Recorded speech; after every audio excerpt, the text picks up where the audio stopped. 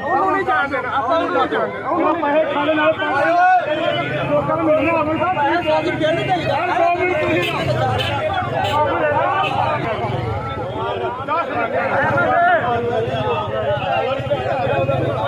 ਇਹਨੇ ਨਾ ਕਰੋ ਕਿ 4 ਡਰਾਈਵਰ ਨੇ 1 ਡਰਾਈਵਰ ਨੂੰ ਕਰੋ ਓਕੇ ਭਈਆ ਹੁਣ ਨਹੀਂ ਕਰਦੇ ਸਾਰੇ ਲਾਇਆ ਕਿਉਂ ਨਹੀਂ ਲਾਓ ਸਾਰੇ